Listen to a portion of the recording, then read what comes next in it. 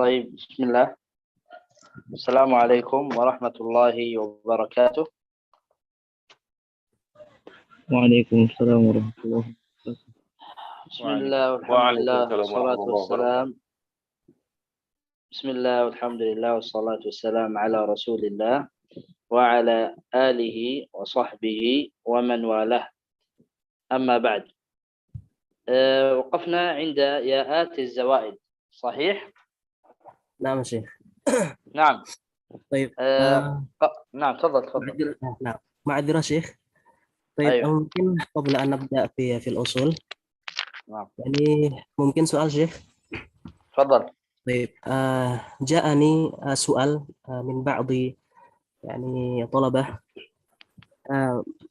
ما حكم الإجازة في القرآن بالمناوبة شيخ؟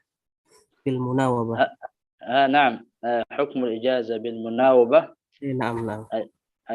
أجازنا بها بعض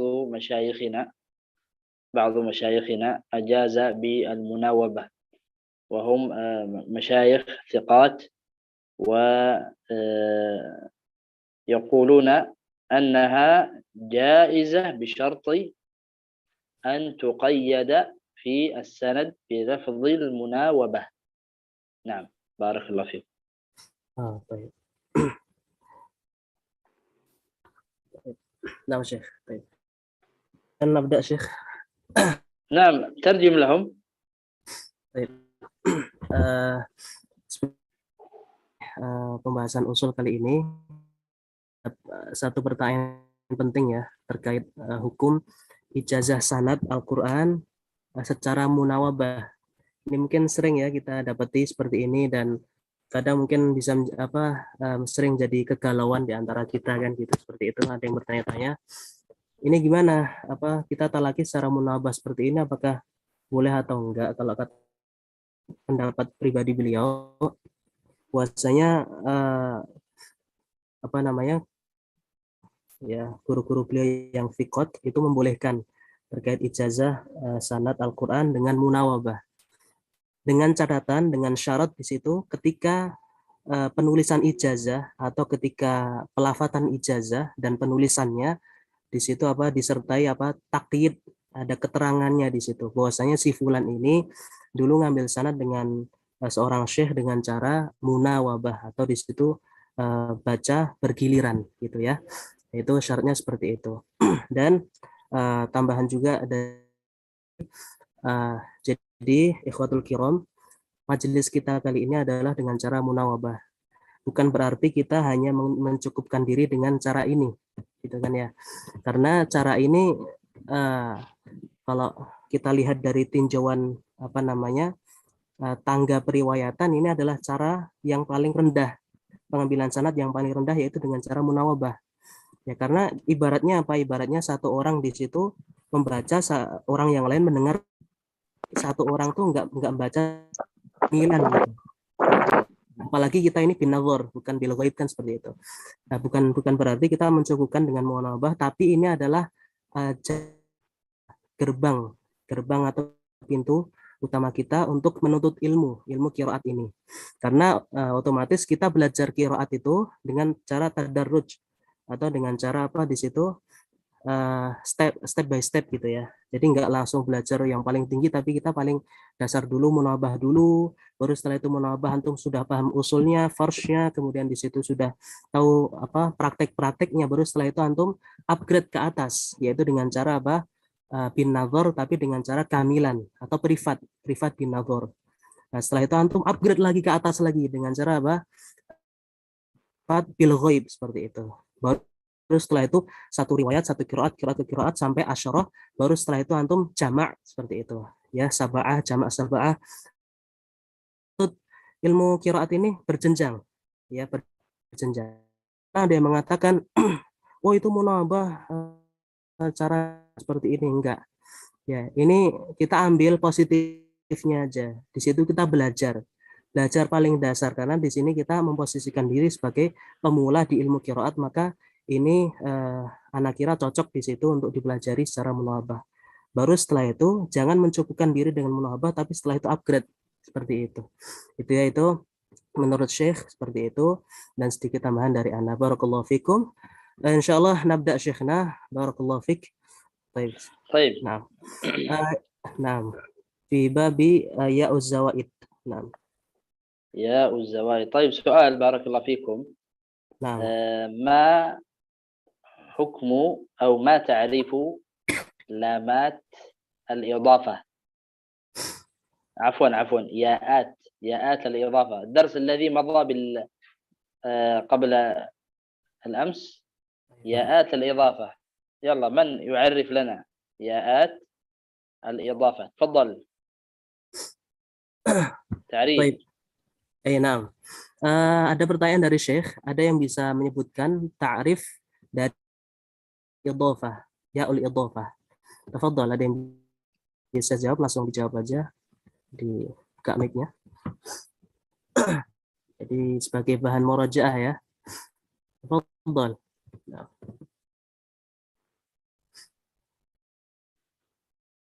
Ya, ada yang bisa? نعم. الجواب يجوز باللغة الإندونيسية. Boleh dengan bahasa Indonesia, tafadhal. Silakan.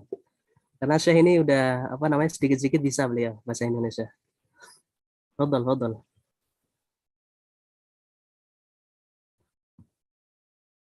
Ya. Anda coba Ustaz. Ada yang bisa sebutkan, silakan. Silakan Ustaz Marhali. Nah. Iya, Anda coba ya. Bismillahirrahmanirrahim. Ya. Ya'ul idhofah. Ya'ul idhofah tanqasimu ila salasati aqsam.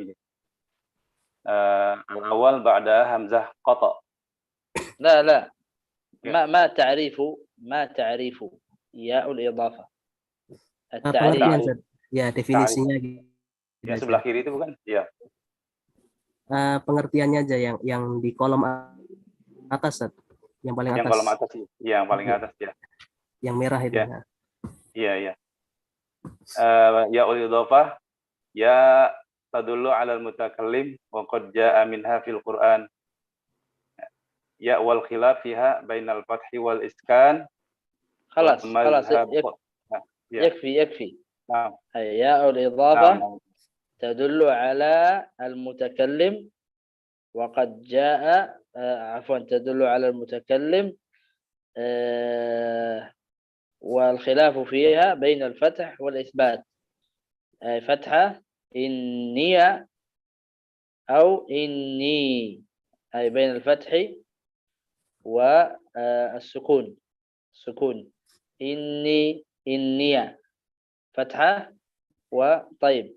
أما في ياءات الزوائد الخلاف في الحذف والإثبات، هل هي موجودة أو ليس موجودة؟ فبعض القراء يقول موجودة وبعض القراء يقول ليس موجودة. تمام. مثال دعوة الداعي إذا دعان لا يوجد يا، وفي بعض القراءات يوجد يا. أتمدونني في رسم المصحف ليس مرسوم يا. فبعضهم يقول، بعض القراء يقول موجود يا، يثبت، هذا إثبات. وبعضهم يقول ليس موجود يا. إذن ياءات الزوائد تعريفها هي التي حذفت من رسم المصحف، فبعض القراء حذفها وبعض القراء أثبتها. نعم، هذا تعريفها. تفضل يا أستاذ.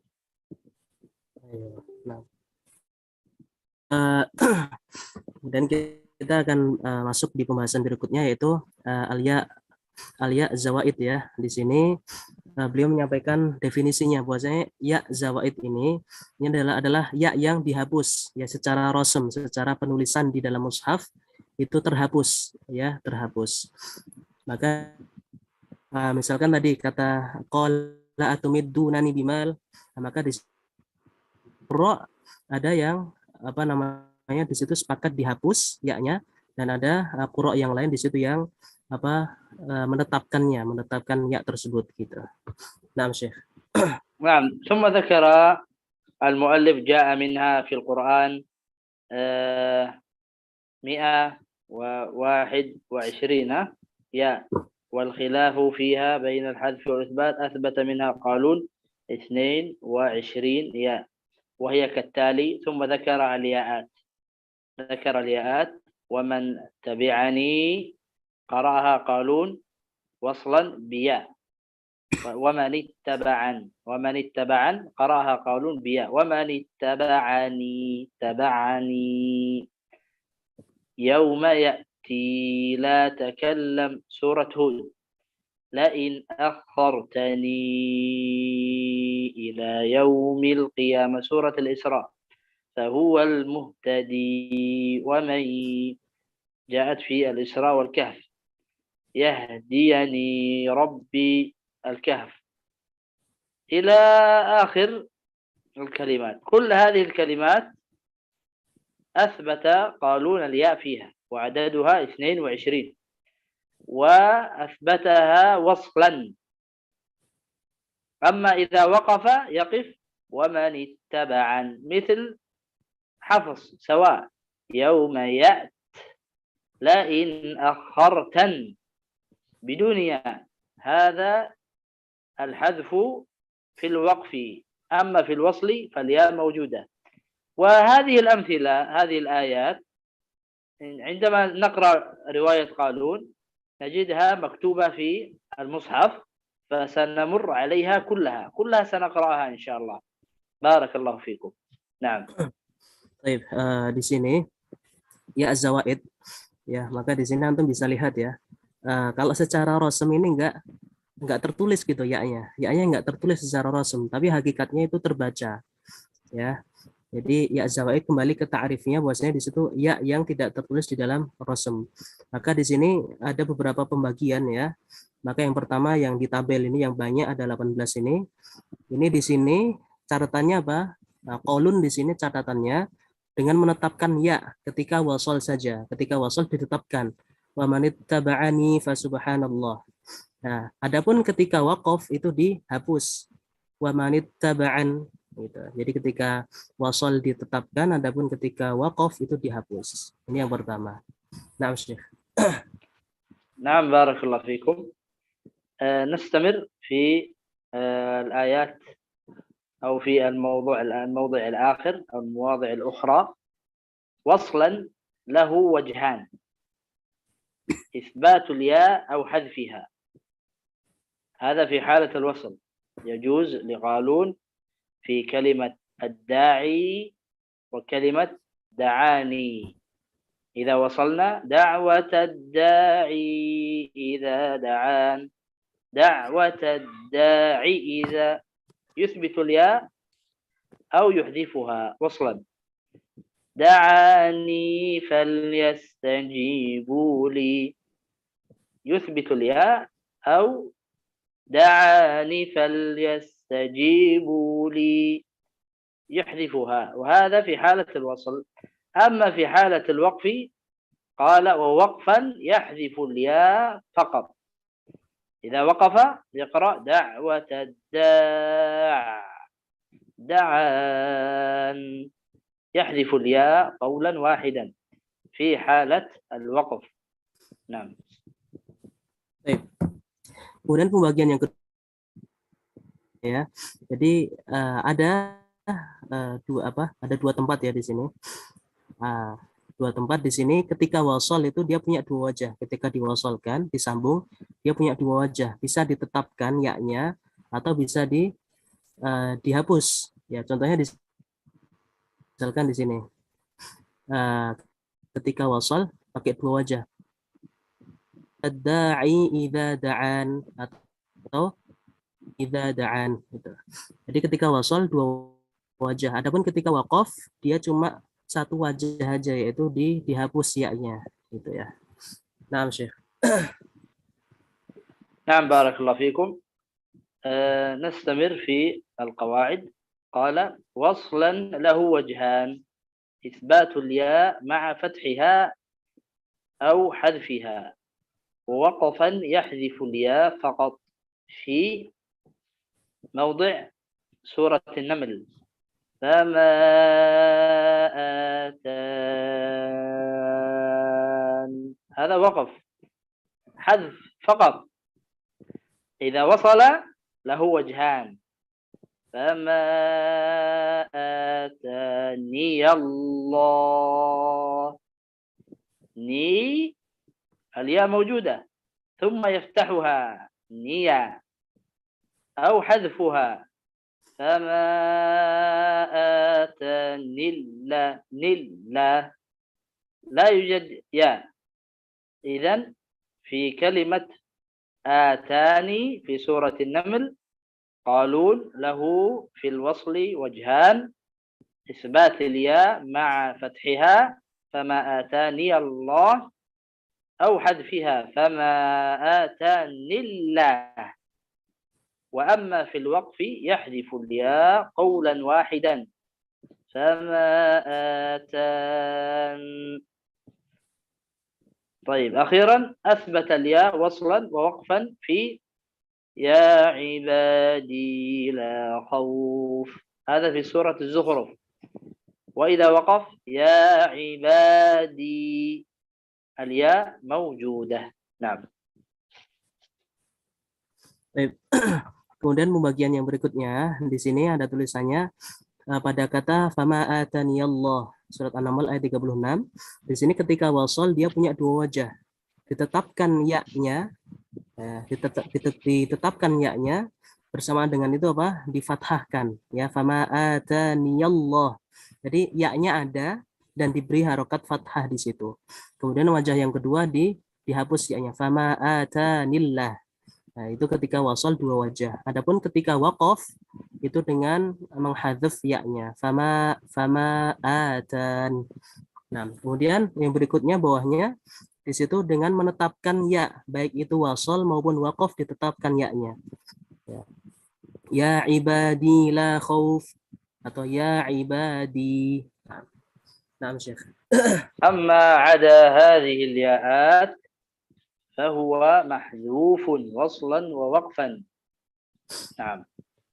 التناد وليس التنادي، التلاق وليس التلاقي. نعم. فهي محذوفة يعني الياء وقفا ووصلا ما عدا الياءات 22. نعم. تفضل. Kemudian yang berikutnya di sini disebutkan, adapun selain yang disebutkan di dalam tabel ini ya berupa ya zawaid, maka ini mahdhuf atau dihapus, ya, baik itu secara wasal maupun waqaf. Jadi yang nggak disebutkan di tabel ini dia mahdhuf, dihapus baik wasal maupun waqaf. Contohnya at-tanad, at-talaqu, seperti itu. Nah, Syekh. طيب، ثم ذكر المؤلف اجتماع المنفصل مع ميم الجمع. نذكر هذا أستاذ أو خلاص؟ ما رأيكم؟ تحريرات. ما رأيكم؟ هل التحريرات يعني نبحث في يعني في السورة في التلقي أو في الأصول؟ أفضل الأفضل الأفضل لا نذكرها. لا نذكرها لأن الطالب لابد أن يتدرج في نعم. في العلم، لكن لا بأس أن نمر سريعا، يعني نشرحها سريعا حتى يعلم الطالب أن هناك أمور في رواية قالون وفي القراءات العشر حتى يكون عنده علم ودراية. نعم. نعم. حاضر الشيخ، حاضر. نعم. نعم. ترجم لهم، قل لهم الشيخ سيشرحها سريعا. نعم. هذا خاصة عند الجمع شيخنا، عند الجمع القراءات. نعم. طيب. أيوه. Ya asatidzah al-kiram, di sini ada bab khusus, ya, ada bab khusus yaitu bab tahrirat, ya, tahriratul jama'. Jadi di sini ada tabel. Ini merupakan tahrirat itu apa? Di situ penjabaran ya, penjabaran ketika kita menjamak semua wajah qaulun, karena nanti kita akan belajar bahwasanya qaulun ini punya banyak wajah, punya 4 wajah. Maka ketika nanti dalam satu maqta' atau satu ayat ketemu wajah-wajah tadi, maka ada cara menjamaknya seperti itu. Dan insya Allah Syekh akan menyebutkannya secara ringkas insya Allah. Dan nanti akan kita panjang lebarkan ketika sudah sampai di lapangan insya Allah. Nah, Syekh. طيب اجتماع المنفصل مع ميم الجمع. المنفصل هذا المد المنفصل. إنا أعطيناك، أي إذا اجتمع مع ميم الجمع. ميم الجمع إما أن نسكنها مثل عليهم، أو نأتي بواو عليهم، هذا في رواية قالون. فما هي الأوجه التي في قالون إذا اجتمع المنفصل مع ميم الجمع؟ سنذكرها بعد قليل. نعم. Di sini akan kita bahas tahrirat yang pertama, yaitu ijtima'ul munfasil ma'a mimil jama'. Jadi berkumpulnya di situ mad munfasil dan mim jama' dalam satu maqta'. Ya, jadi ketika antum baca satu kalimat, ya satu maqta' gitu kan, maka di situ antum mendapati ada mad munfasil, urutannya mad munfasil dulu, baru setelah itu mim jama'. Nah, itu bagaimana cara menjabarkannya ketika jama', maka akan kita pelajari sebentar lagi. Nah. قال قصر مع إسكان. قصر المنفصل مع إسكان ميم الجمع. المثال في الأعلى: كلما أضاء لهم. كلما حركتين قصر. كلما أضاء لهم سكون الميم. كلما أضاء لهم مشوا فيه. ثانيا قصر مع صلة، يعني قصر المنفصل حركتين مع صلة هم. كلما أضاء لهم مشوا فيه. الثالث توسط المنفصل مع إسكان الميم. كلما أضاء لهم مشوا فيه. أخيرا توسط المنفصل، المد المنفصل مع صلة الميم، ميم الجمع. كلما أضاء لهم مشوا فيه. نعم. Baik. Nah, jadi mohon diperhatikan ya, di sini penting. Nah, jadi empat model inilah wajahnya qaulun. Jadi nanti ketika kita mulai talaki, nanti misalkan kita akan baca satu wajah. Nah, inilah wajahnya. Jadi qaulun itu punya 4 wajah, yaitu ini. Jadi wajah pertama qasr ma'al iskan, kemudian qasr ma'asillah, kemudian tawasud ma'iskan, dan tawasud ma'asillah. Jadi contohnya antum perhatikan di sini, dalam satu maqta' kullama adha'a lahum, maka di sini antum akan dapatkan urutannya. Pertama antum dapatkan di sini ada mad munfasil, kullama adha'a. Nah, di sini ada mad munfasil. Kemudian urutan yang kedua antum akan dapati setelahnya mim jama'. Nah, ini bagaimana nanti cara menjamaknya? Maka di situ pertama kali antum baca dengan cara qasr dulu, qasr munfasil, kemudian iskan mim jama'. Kullama adha'a lahu, kullama adha'a lahum masyaw fih. Jadi sudah dicontohkan oleh Syekh ya. Kemudian di situ baru qasr ma'asillah. Ya, kemudian di situ tawasud ma'aliskan dan tawasud ma'asillah. Intinya apa? Intinya di sini antum dahulukan qasr dulu. Itu antum dahulukan daripada tawasud. Kemudian iskan itu duluan. Iskan baru silah. Jadi tinggal tinggal selang-seling gitu aja ya, Jadi qasr iskan, qasr silah, tawasud iskan, tawasud silah, seperti itu. Jadi 4 kali baca, ya 4 kali baca seperti yang tadi sudah Syekh praktekkan tadi ya. Nah, Syekh. نعم بارك الله فيكم. ممكن واحد من الإخوة يطبق هذا، لا بأس. Baik, mungkin ada salah satu ikhwah yang mau praktek di sini. Ya.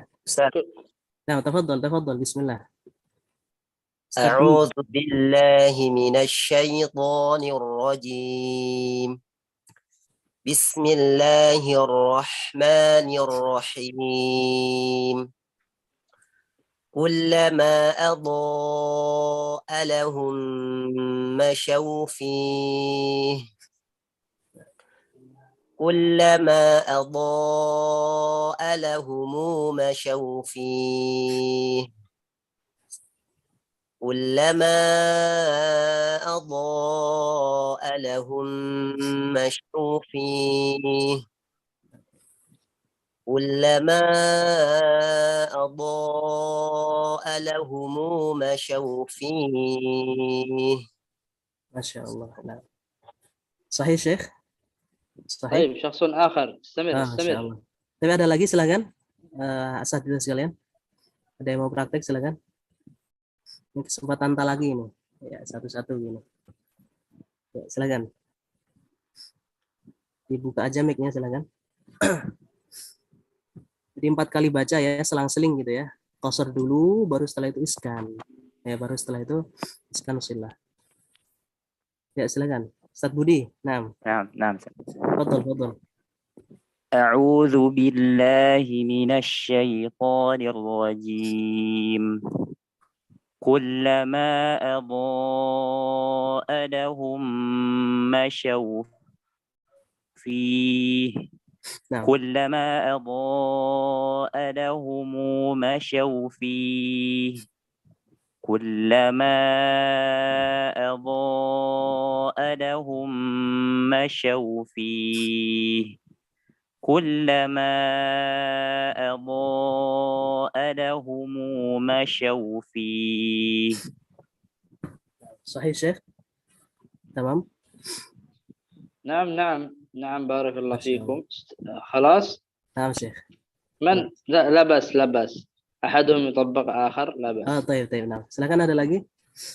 Ya, kita أنا يا شيخ. تفضل Ustaz Fatih.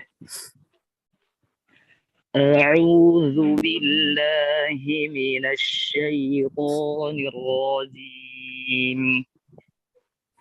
كلما أضاء لهم مشوا فيه. كلما أضاء لهم مشوا فيه. كلما أضاء لهم مشوا فيه. كلما أضاء لهم مشوا فيه. نعم شيخ. ما شاء الله. طيب ما شاء الله. نعم. طيب. يلا الآخر إلى أن نكملهم كلهم إن شاء الله. ما شاء الله. طيب الآخر تفضل. يليه. Ada yang mau praktek lagi silakan. Ayo. Ini kesempatan. Nah, tafadhal. Ustaz Marhali mungkin? Ustaz. نعم. طيب نعم.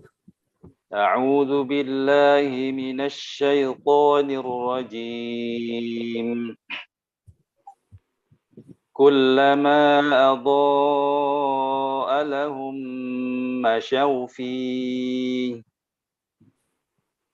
كلما أضاء لهم مشوا فيه. كلما أضاء لهم مشوا فيه. كلما أضاء لهم مشوا فيه. Nah, Ustaz. Baik, cuma yalihi Ustaz Ikrimah. Tadi kayak mau baca. Bisa? Ya. Sudah siap? Ya. Ada lagi silakan. Kesempatan. Halo Ustaz. Nah, baik. Fadhal Ustaz Muhammad. أعوذ بالله من الشيطان الرجيم كلما أضاء لهم مشوا فيه كلما أضاء لهم مشوا فيه كلما أضاء لهم مشوا فيه كلما أضاء لهم مشوا فيه. طيب ما شاء الله. طيب نعم شيخ نستمر. نعم بارك الله فيكم. أيوة.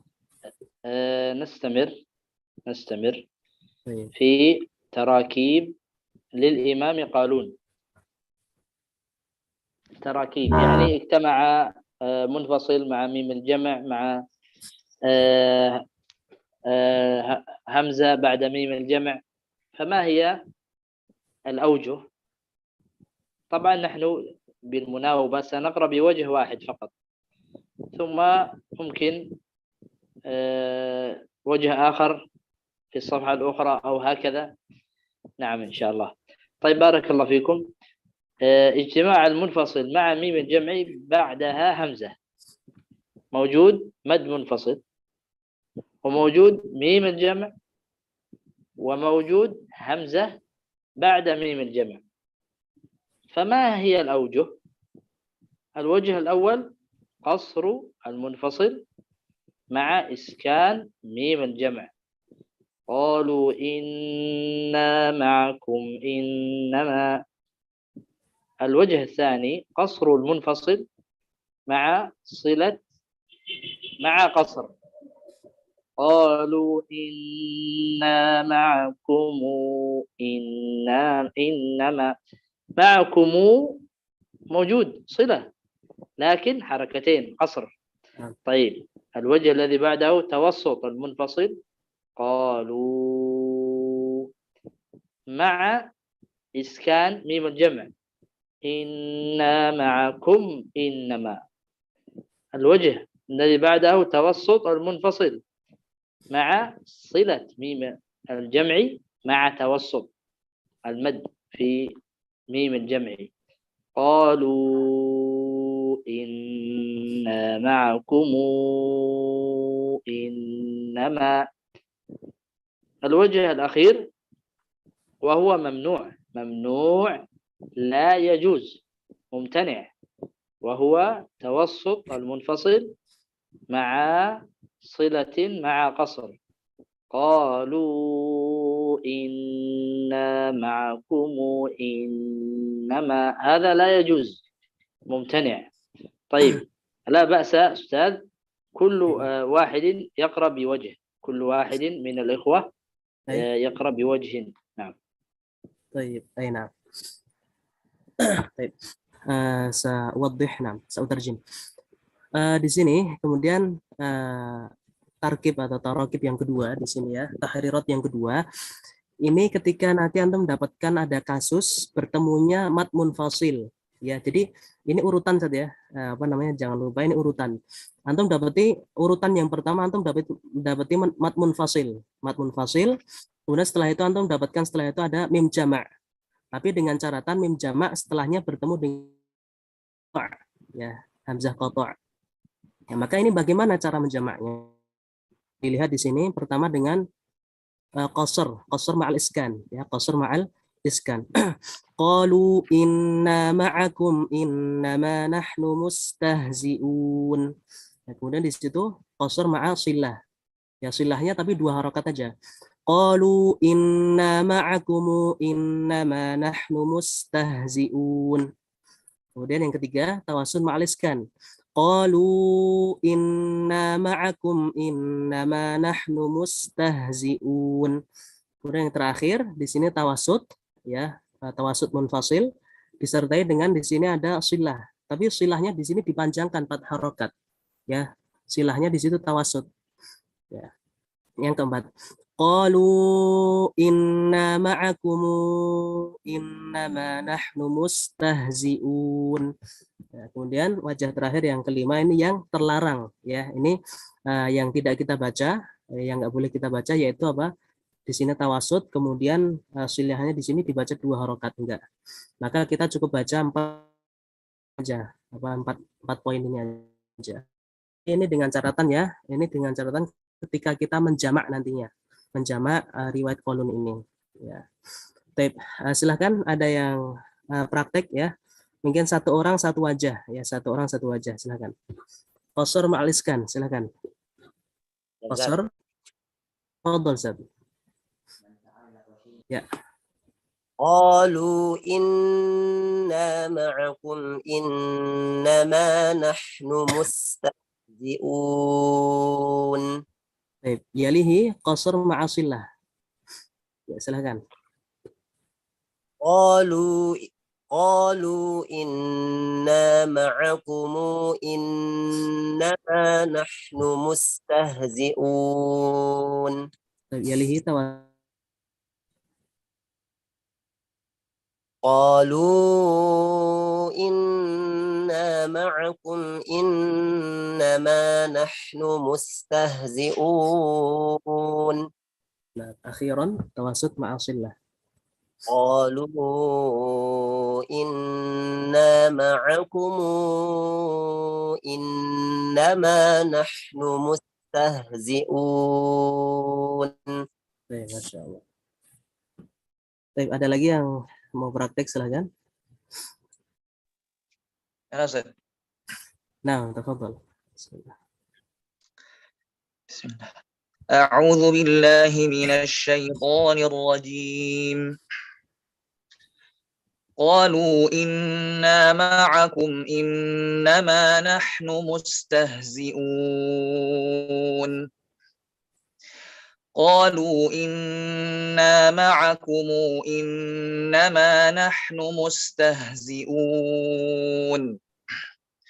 قالوا إنا معكم إنما نحن مستهزئون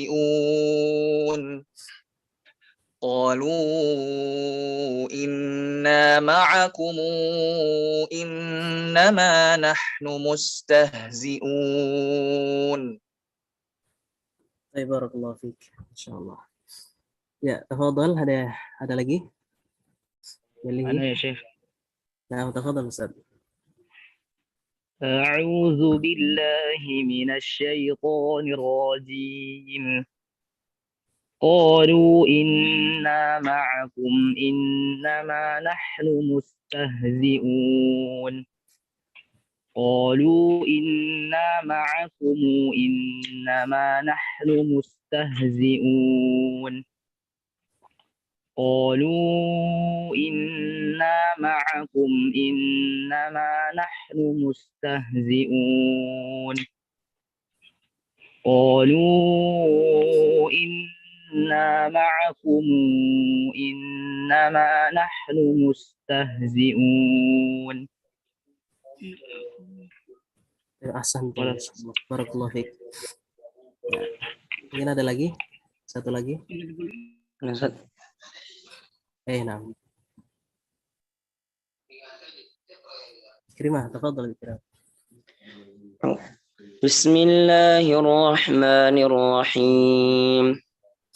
قالوا إنا معكم إنما نحن مستهزئون قالوا إنا معكم إنما نحن مستهزئون قالوا إنا معكم إنما نحن مستهزئون قالوا إنا معكم إنما نحن مستهزئون. Masyaallah, barakallahu fikum Ikrimah. Masyaallah. Baik. Nah, nastamir Syekh, insyaallah. طيب بارك الله فيكم أيها الإخوة ممتازين ما شاء الله. قراءة ممتازة، مخارج الحروف، الأداء، رواية قالون، كلكم ممتازون الحمد لله. نعم. طيب، كلمة التوراة، قالون يقرأها التوراة، را هذا تقليل، ويقرأها بالفتح مثل حفص، سواء التوراة را، ويقرأ التوراة مثل والضحى والليل إذا سجى، هذا يسمى تقليل. فقالون إذا جاءت كلمة التوراة مع مد منفصل مع ميم الجمع، هناك أوجه منها الجائز ومنها الممتنع. نعم، تفضل أستاذ. Baik. Kemudian di sini akan kita lanjutkan di tahrirat yang ketiga. Maka di sini ada temukan di situ maqtu' al-ayah. Di situ antum temukan pertama ada lafaz Taurah, dan selanjutnya antum mendapati di situ ada mad munfasil, dan setelah itu antum dapatkan di situ ada mim jama', ya, mim jama'. Maka di sini bagaimana cara menjamaknya? Ya, maka di sini akan dijelaskan Syekh setelah ini. Nah, Syekh. نعم، بارك الله فيكم. الآن سوف نطبق هذه الأوجه. أولا الفتح، فتح التوراة وليس التوراة، الفتح مع قصر منفصل، فتلوها حركتين، مع عدم الصلة كنتم صا، هذا ممتنع لا يجوز. قل فأتوا بالتوراة فاتلوها إن كنتم صادقين، مع القصر مع الفتح. تمام. الوجه الثاني الفتح مع القصر مع الصلة، هذا يجوز. قل فأتوا بالتوراة فتح، فاتلوها حركتين قصر، إن كنتم صادقين، هذا مع الصلة مع القصر مع الفتح يجوز. ثالثا الفتح مع التوسط مع عدم الصلة، الفتح التوراة وليس التوراة، توراة فتح، مع التوسط توسط المنفصل، قل فأتوا بالتوراة فاتلوها، مع عدم الصلة، قل فأتوا بالتوراة فاتلوها إن كنتم صادقين، هذا يجوز. الوجه الرابع ممتنع، الفتح مع التوسط مع الصلة ممتنع، قل فأتوا بالتوراة فاتلوها إن كنتم صادقين. الذي بعده التقليل مع القصر مع عدم الصلة، قل فأتوا بالتوراة فاتلوها إن كنتم صادقين، يجوز. الذي بعده التقليل مع القصر مع الصلة ممتنع، قل فأتوا بالتوراة فاتلوها إن كنتم صادقين. الذي بعده التقليل مع التوسط مع عدم الصلة، قل فأتوا بالتوراة فاتلوها إن كنتم صادقين. الذي بعده التقليل مع التوسط مع الصلة يجوز، قل فأتوا بالتوراة فاتلوها إن كنتم صادقين. هذه يعني ليست واجبة، لكن ممتاز أن تمر عليها وتفهمها وتطبقها، هذا من زيادة العلم، وبصراحة أنا أراه يعني من الواجبات الذين يريدون أن يتخصصون في إفراد الروايات. بارك الله فيكم. تفضل أستاذ، وجعلهم يطبقون واحدا واحدا. Baik, insyaallah. Ayo, di sini kemudian يعني عفوا أستاذ كل واحد يأخذ وجه لا بأس. baik. Nah. نعم. Baik, di sini tahrirat yang ketiga, ini ketika berkumpul lafadz taurah, mad munfasil dan mim jama'. Ya, maka di sini berikut cara menjamaknya. Jadi antum selesaikan yang paling ujung dulu, ya paling ujung. Di sini menjamaknya, baru setelah itu mulai selesaikan yang tengah, mad munfasil. Baru setelah itu yang taurahnya. Ya. Jadi sudah selang-seling sebenarnya. Ya, ketika antum paham di situ konsepnya, insya Allah mudah di sini. Cuma memang yang agak ekstra adalah antum membedakan mana wajah yang mumtani' gitu. Ya, wajah yang mamnu' itu yang mana gitu kan. Tapi insya Allah akan mudah nanti sesuai dengan berjalannya waktu insya Allah. Baik, dan di sini tadi Syekh bilang bahwasanya ini bukan sesuatu yang wajib dan harus dipraktekkan nantinya, karena ya nanti kita tadi beliau bilang sistem kita munawabah, dan nanti insya Allah kita akan baca misalkan satu juz satu wajah, atau misalkan juz kedua wajah kedua dan sebagainya, dan nanti kita akan coba ya cara menjamak juga insya Allah di beberapa tempat aja, nggak semua ya. Jadi bukan 30 juz kita jamak seperti ini, tentu ini akan lama, tapi nanti paling enggak juz 1 wajah ini, juz 2 wajah ini, juz 3 wajah ini, juz 4 wajah ini, kemudian nanti misalkan juz kelima itu baru jamak semua wajah, atau bagaimana nanti kita bicarakan kepada Syekh insya Allah gitu. Baik, di sini akan kita praktek terkait cara menjamak lafadz taurah ini. Baik, mungkin satu-satu silakan. Ada yang mau nyoba? Jadi satu orang satu wajah aja cukup insya Allah. Insyaallah. Fadhal Ustaz. A'udzu billahi minasy syaithanir rajim. Yang warna putih aja Ustaz ya. Yang Putih ya. Ya, yang putih aja. Ya. Yang fathah qasar silah. Nah, sahih. Qul fa'tu bit-taurati fatluha in kuntum shadiqin. Ya, sahih. Kemudian yang lain silakan.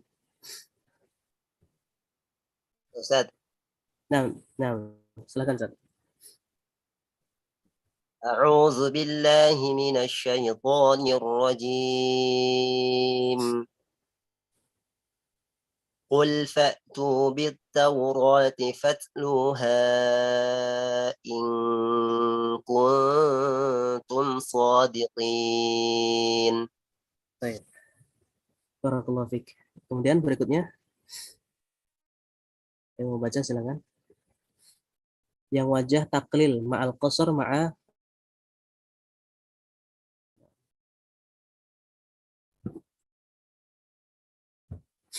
mungkin Aqra. Qul fa'tu bit-taurati fatluha in kuntum shadiqin. Baik, silakan berikutnya. Ana Ustaz. Nah, tafadhal Ustaz. A'udzubillahi minasyaitonir. Qul fa'tu bit-taurati fatluha in kuntum shadiqin. Itu yang mamnu' Ustaz. Nah, afwan. Ya, yang bawahnya. Nah, sahih. Yang bawah Ustaz ya? Nah, yang taklil tawasud ada musillah. Dua dari bawah. Qul fa'tu bit-taurati fatluha in kuntum shadiqin. Baik, barakallahu fiik. Kemudian terakhir ada lagi? Ana ya Ustaz. Nah. Wajah yang paling bawah Ustaz. Ayo, nah, paling bawah. A'udzu billahi minasy syaithanir rajim. Qul fa'tu bit-taurati fatluha in kuntum shadiqin.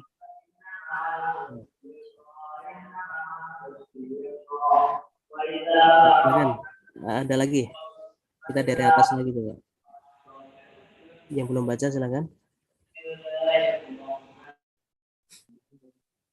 Iya.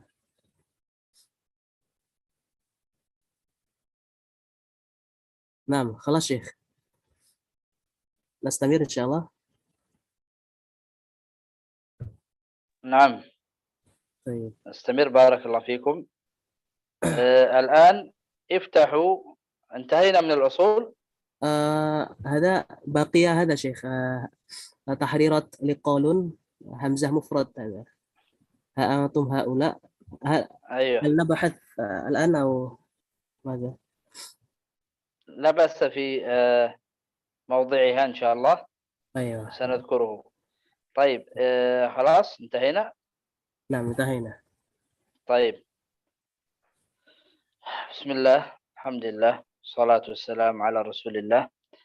الآن إن شاء الله أيها الإخوة افتحوا المصاحف، افتحوا المصاحف، المصحف برواية قالون، برواية قالون.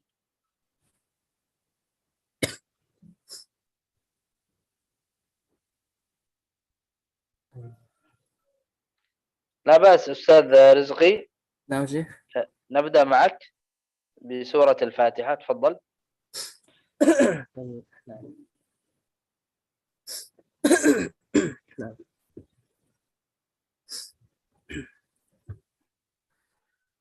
بماذا ستقرأ؟ بميم الصلة أو بعدم ميم الصلة؟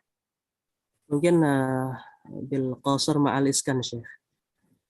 أيوة القصر مع إسكان. قصر المنفصل مع إسكان الميم. أيوة هكذا. نعم هذا الوجه يجوز. طيب الوجه الثاني ما هو؟ وجه ثاني يعني توسط. القصر مع الصلة. نعم قصر مع الصلة. طيب لا بأس أن نمثل للإخوة حتى يعلموا، حتى يعرفوا. القصر الوجه الأول قصر المنفصل مع إسكان الميم. إن الذين كفروا سواء عليهم، ميم ساكنة، سواء عليهم أنذرتهم أم لم تنذرهم لا يؤمنون. قبلها والذين يؤمنون بما أنزل إليك وما أنزل، قصر المنفصل حركتين فقط، فهذا يسمى القصر مع إسكان الميم. عليهم هم. الوجه الثاني القصر أيضا والذين يؤمنون بما أنزل إليك وما أنزل من قبلك مع الصلة، صلة ميم الجمع، هم عليهم.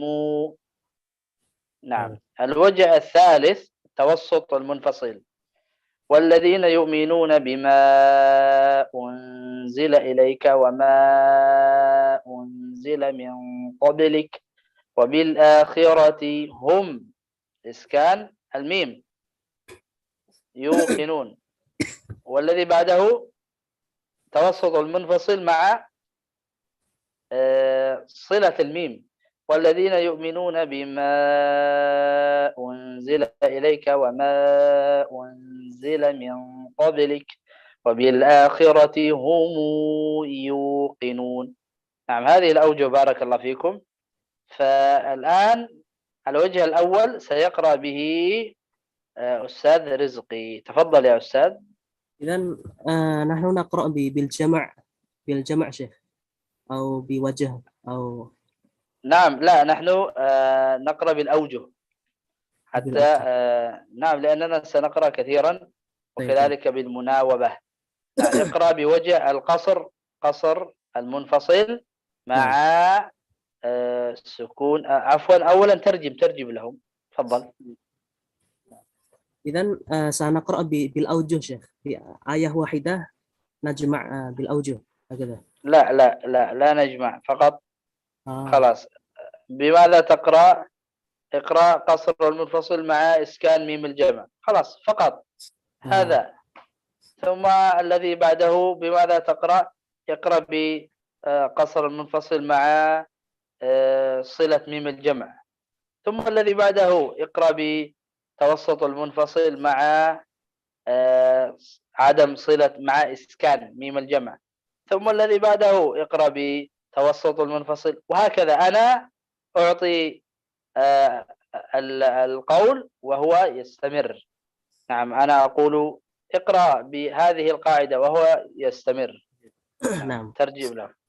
Saya terjemah. Baik, ikhwatul kiram. Di sini cara kita, ya cara talaki kita, mohon diperhatikan. Jadi seperti permintaan Syekh, Ana ikut beliau. Jadi nanti tadi antum sudah tahu ya, apa namanya, ada di dalam tabel itu ada 4 kan, ada 4 wajahnya qaulun ya. Jadi Ana ulangi sekali lagi. Qaulun punya 4 wajah. Pertama apa? Qasr ma'al iskan. Qasr fasil ma'al iskan min jama'. Kemudian wajah kedua qasr ma'al silah. Wajah ketiga tawaskan. Kemudian wajah keempat tawasud ma'al silah. Nah, maka 4 wajah ini akan kita ulang-ulang. Artinya apa? Nanti jadi kita halaqah kali ini akan kita mulai talakinya ya, dari mulai Al-Fatihah sampai Al-Baqarah. Jadi nanti kita akan tunjuk ya berdasarkan urutan nanti insyaallah. Misalkan urutan pertama ana baca dengan qasr ma'al iskan. Kemudian misalkan Ustaz Muhammad Rizki qasr ma'a silah. Ketiga nanti tawasud ma'al iskan, yang keempat tawasud ma'al ma'asillah gitu. Dan seterusnya yang kelima balik lagi nanti. Yang kelima, keenam, ketujuh, ke-8 nanti balik lagi seperti itu. Nah, jadi seperti itu ya cara kita insyaallah. Jadi kita satu orang satu wajah gitu intinya. Satu orang satu wajah, satu orang satu wajah. Jadi kalau disimpulkan kita khataman 30 juz itu membaca semua wajah gitu. Baik. Naam Syekh, nabda. نعم تفضل.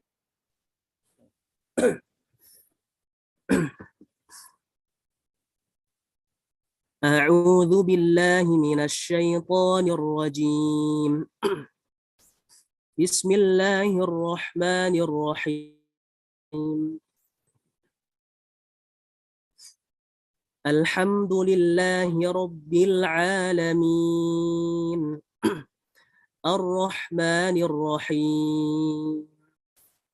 ملك يوم الدين. إياك وإياك نستعين. اهدنا الصراط المستقيم. اهدنا الصراط المستقيم. صراط الذين أنعمت عليهم غير المغضوب عليهم ولا الضالين.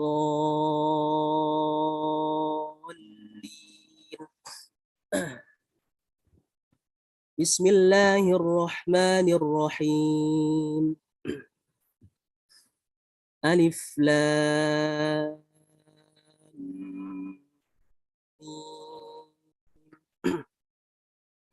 ذلك الكتاب لا ريب فيه هدى للمتقين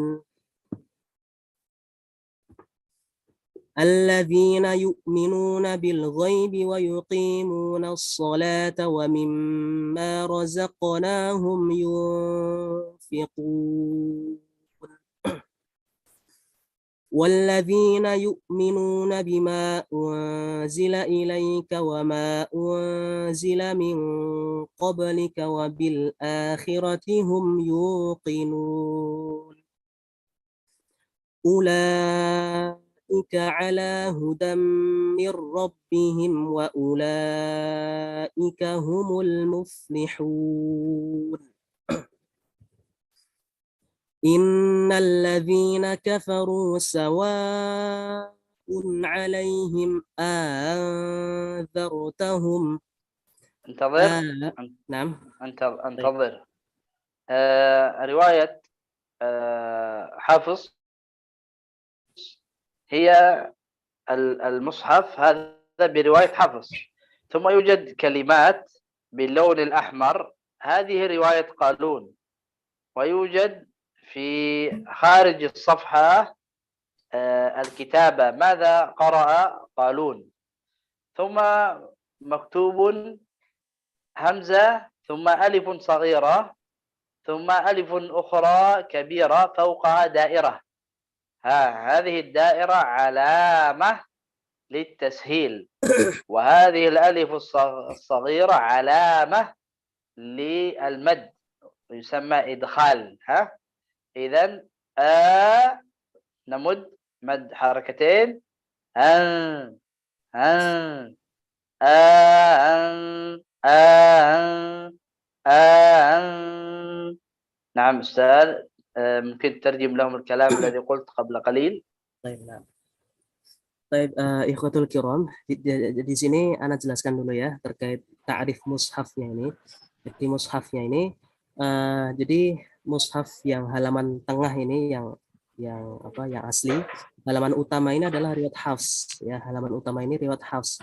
Adapun yang merah-merah ini adalah khilaf ya, khilaf antara Hafs dengan Qalun ya. Adapun yang di pinggiran ini adalah bacaannya Qalun ya, bacaannya Qalun disertai penjelasannya di situ. Ya, maka di sini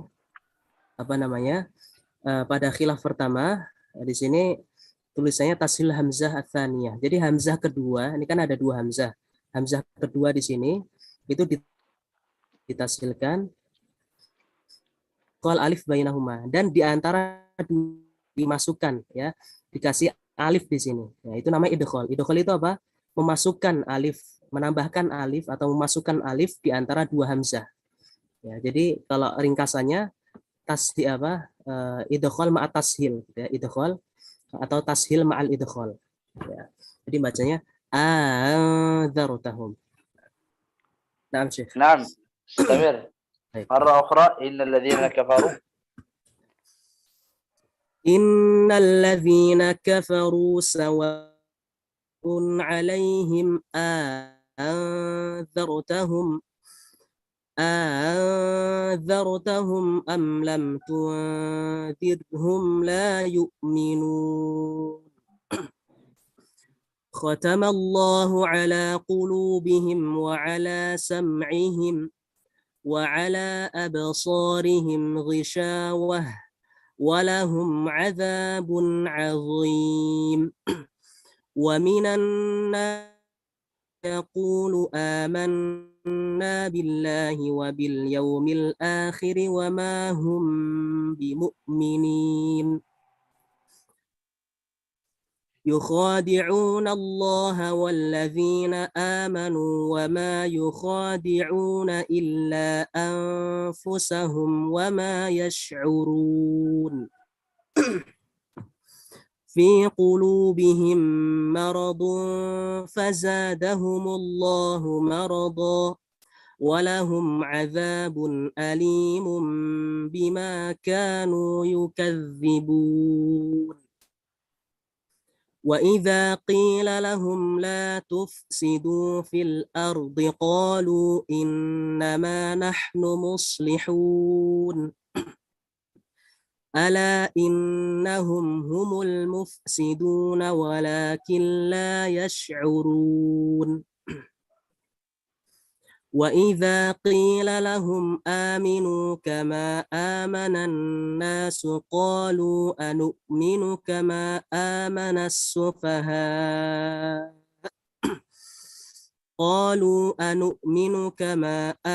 السفهاء ولا إنهم هم السفهاء ولكن لا يعلمون. طبعا الوصل خطأ، الأفضل نقف لأنه موجود كلمة قال في الأعلى السفهاء ثم في الأعلى مكتوب قال، يعني الوقف أفضل. لكن الأستاذ رزقي وصل من أجل أن يبين لنا أنه جاء همزتان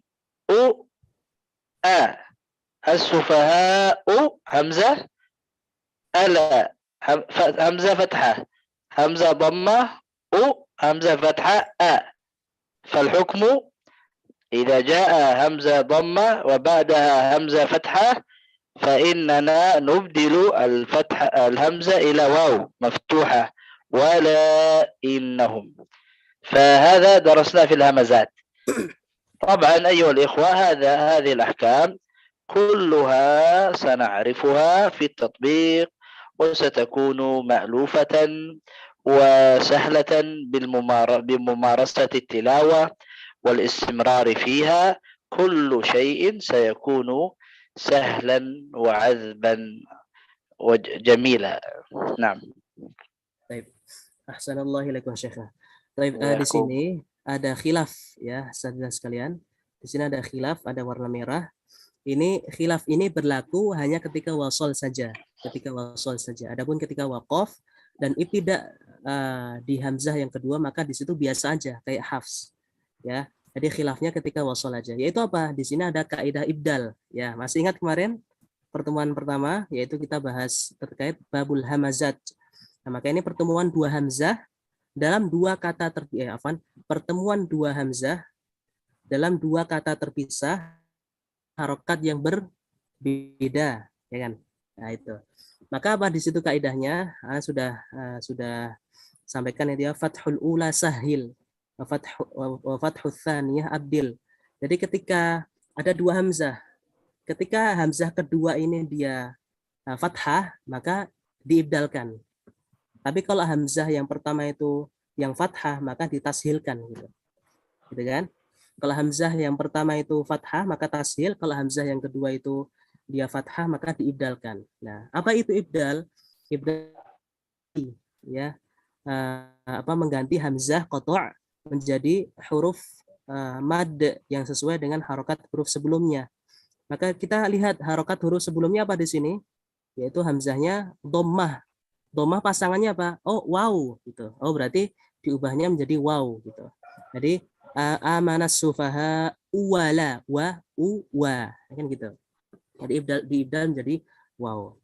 Nah, ini ketika wasol saja dan perlu dicatat bahwasanya insyaallah ini mudah insyaallah ya. Akan mudah ketika nanti kita akan ketemu terus ya hal-hal seperti ini dan kita latih terus insyaallah. Baik. Nastamir Syekh. Naam.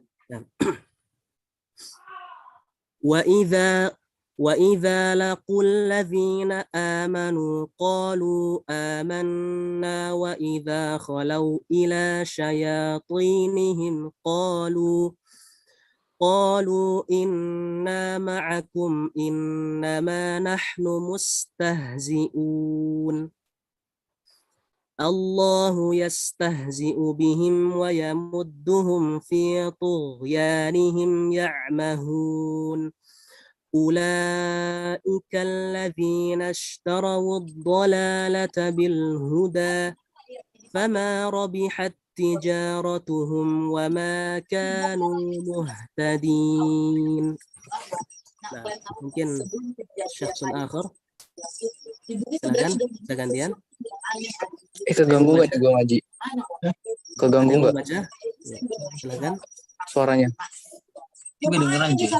Enggak, maksudnya gue ngomongin nanti gue ganggu nggak? Mic-nya bisa dimatikan dulu.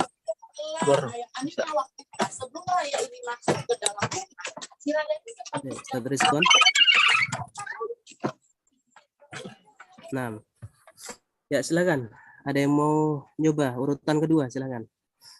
Kita belum sesuai absen ya. Enggak masalah insyaallah.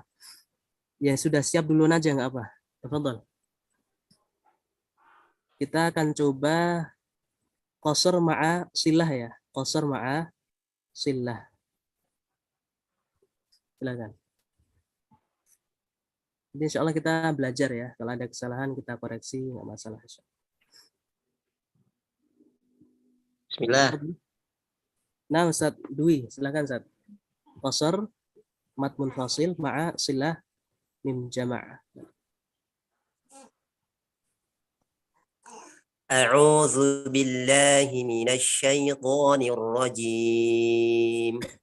نعم، الاستعاذة فقط الأول يجهر بها ثم الذين بعده يسرون بالاستعاذة. إصرار. نعم. ترجم لهم يا أستاذ. Baik. Terkait isti'adzah ya, itu berlaku ketika orang pertama yang baca di dalam majelis ya. Jadi ketika orang pertama yang mulai bacaan di dalam majelis sudah beristi'adzah, maka sudah mewakili semua peserta yang ada di dalam majelis. Jadi cukup sekali aja baca insyaallah. Baik, tafadhol Ustaz. Ayatnya Mathaluhum Ustaz, afwan. Nah, mathaluhum ayat 17. A'udzubillahi minasyaitonir rajim.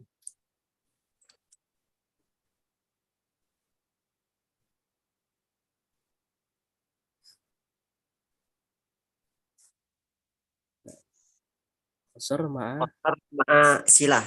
nah silah mim jama'. مثلهم كمثل الذي استوقد نارا فلما أضاءت ما حوله ذهب الله بنورهم وتركهم في ظلمات لا يبصرون صم بكم عمي فهم لا يرجعون أو كصيب من السماء فيه ظلمات ورعد وبرق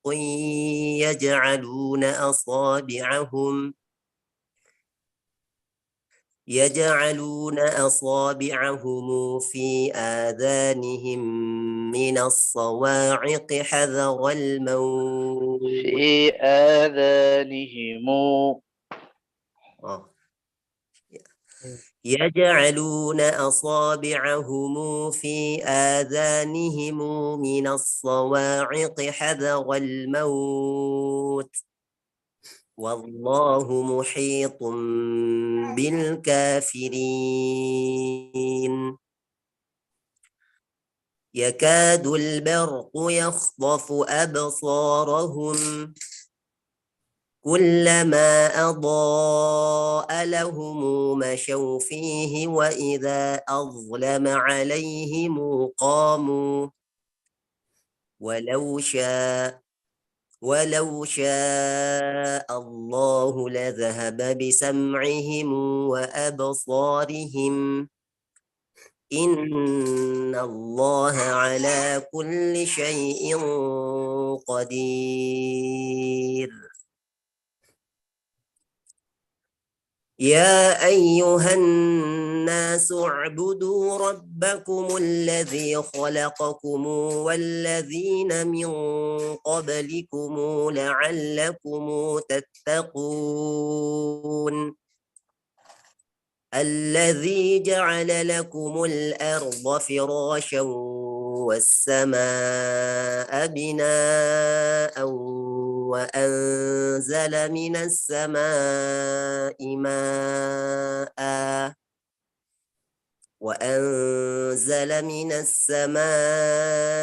ماء فأخرج به من الثمرات رزقا لكم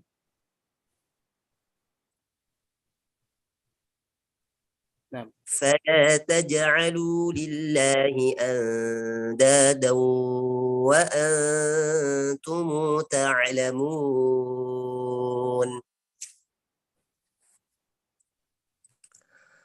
وإن كنتم في ريب مما نزلنا على عبدنا فأتوا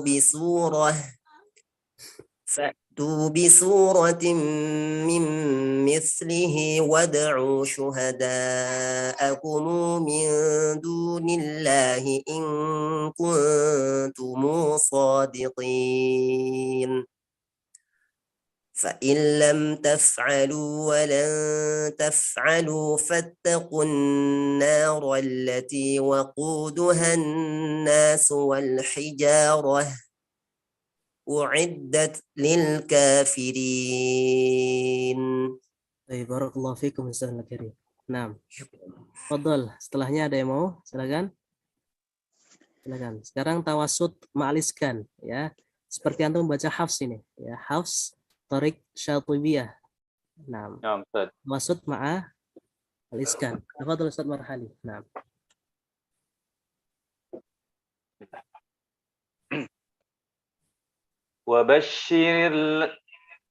وبشر الذين آمنوا وعملوا الصالحات أن لهم جنات تجري من تحتها الأنهار كلما رزقوا منها من ثمرة رزقا قالوا هذا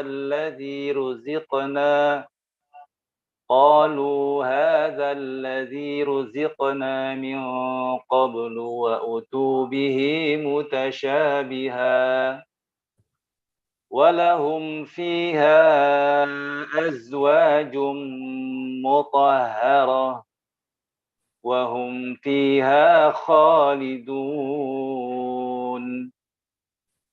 إن الله لا يستحيي أن يضرب مثلا ما بعوضة فما فوقها فأما الذين آمنوا فيعلمون أنه الحق من ربهم وأما الذين كفروا فيقولون ماذا أراد الله بهذا مثلا يضل به كثيرا ويهدي به كثيرا وما يضل به إلا الفاسقين الذين ينقضون عهد الله من بعد ميثاقه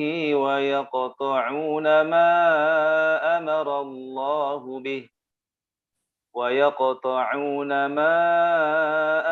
الله به أن يوصل ويفسدون في الأرض أولئك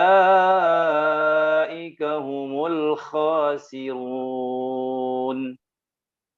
كيف تكفرون بالله وكنتم أمواتا فأحياكم ثم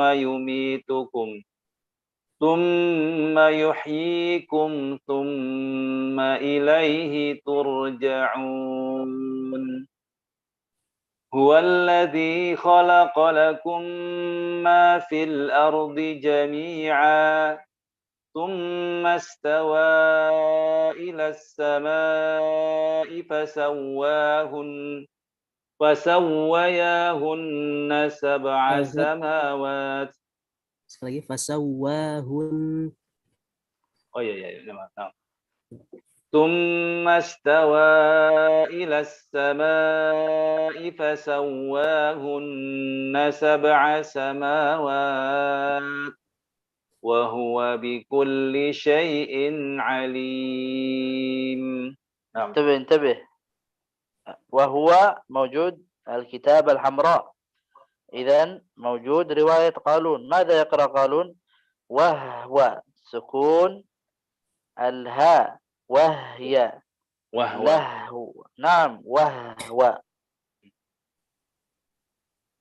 Sekali lagi Zat, bisa dibaca? Nah, dari وهو. Iya, wah. هو الذي خلق لكم ما في الأرض جميعا ثم استوى إلى السماء فسواهن سبع سماوات وهو بكل شيء عليم. Barakallahu fikum. Wah. Baik, yang lain silakan. Sekarang kita baca tawasud ma'a silah. Ya. Tawasud ma'a silah. Ada Ustaz. Nah, tafadhol Ustaz Muhammad Rizqi. Nah.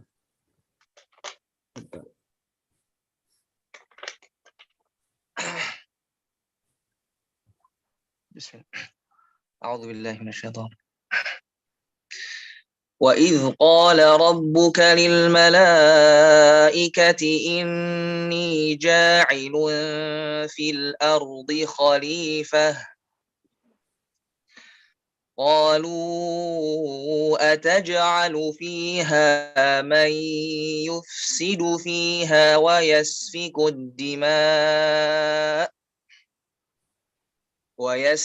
الدماء ونحن نسبح بحمدك ونقدس لك قال إني أعلم ما لا تعلمون وعلم آدم الأسماء كلها ثم عرضهم على الملائكة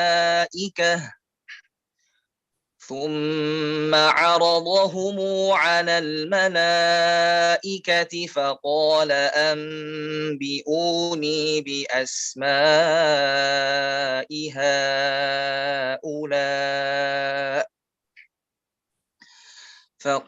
أنبئوني بأسماء هؤلاء إن كنتم صادقين. Nah, ini apa?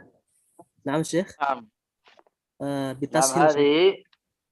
هذه المسألة نقف عندها. أولا كلمة النية، هل هي ياء إضافة أو ياء زائدة؟ أسألهم يا أستاذ إني أعلم. Ada pertanyaan nih dari Syekh, ada pertanyaan. Ini masuk ya idhofah atau ya zawaid ini? Ini ya mutakalim ya? متكلم إضافة. Nah, ya idhofah. نعم إضافة أحسنت. طيب هؤلاء إن كنتم تسهيل الهمزة الأولى بتسهيل هؤلاء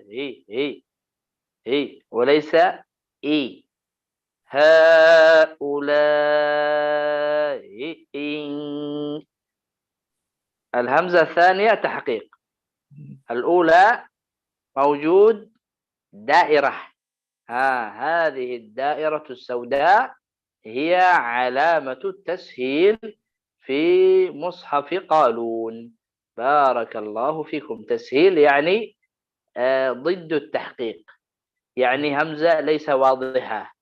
نعم ليس محققة. نعم ترجم له أستاذ.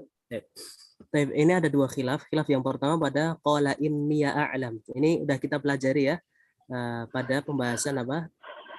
Ya idhofah. Yang mana di sini ada ya idhofah, setelahnya ada hamzah, ya hamzah qata' di sini, maka di situ difathahkan ya-nya, inni a'lam. Kemudian khilaf yang kedua pada kata haula. Di sini apa pembahasan apa? Azad, yaitu apa? Pertemuan dua hamzah dalam dua kata terpisah dengan harokat yang sama, muttafiqatan fil harakah, yaitu ii ya. Kita sebutnya apa? Kalau aqalun, kalau itu apa? Dengan isqat ya kan? Dengan hadaf, hamzah pertamanya dihadaf. Kemudian kalau ii dan uu qalun ya kan? Kalau ii dan uu qalun itu ditashilkan hamzah pertamanya. Intinya apa? Intinya eksekusinya di hamzah pertama. Itu kalau yang muttafiqatan fil harakah itu eksekusinya di hamzah pertama. Kalau aa qalun itu di isqat. Kalau ii dan uu qalun itu apa? Ditashilkan hamzah pertamanya. Jadi suaranya nggak jelas, hamzahnya nggak jelas. Itu tashil, lawannya itu tahqiq. Jadi haulai ing. Nah, Ustaz, bisa dibaca silakan. Faqala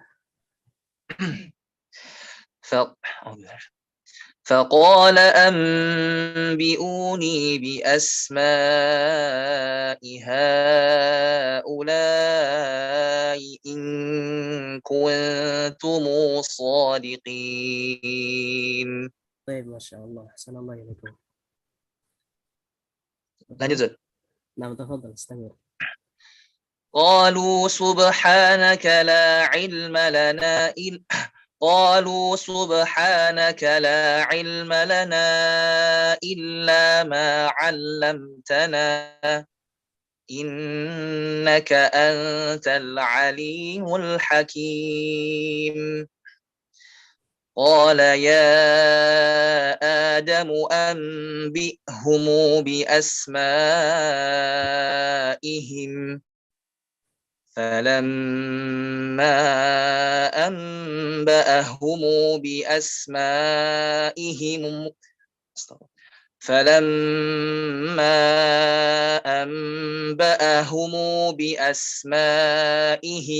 قال ألم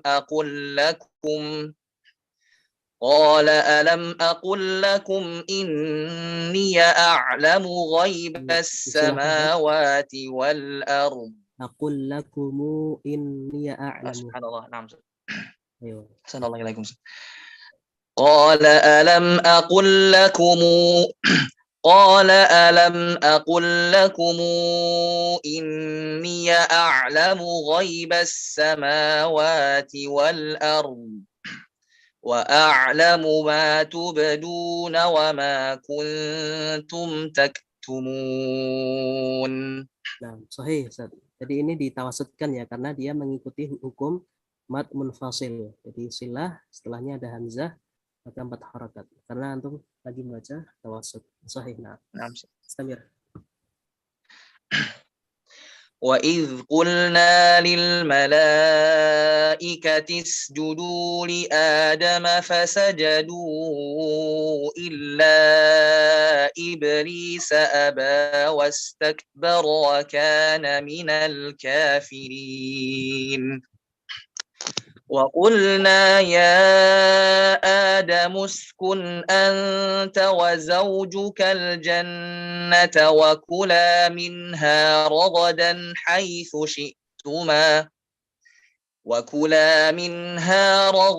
حَيْثُ شِئْتُمَا وَلَا تَقْرَبَا هَذِهِ الشَّجَرَةَ فَتَكُونَا مِنَ الظَّالِمِينَ فأزلهما الشيطان عنها فأخرجهما مما كانا فيه وقلنا اهبطوا بعضكم لبعض عدو ولكم في الأرض مستقر ومتاع إلى حين فتلقى آدم من ربه كلمات فتاب عليه إنه هو التواب الرحيم. طيب، الحمد لله الذي بنعمته تتم الصالحات. إن شاء الله غدا الدرس القادم استعدوا، نبدأ من الذين لم يقرأوا هم يقرأوا أولا إن شاء الله تعالى. بارك الله فيكم. نعم. شيخنا جزاك الله خير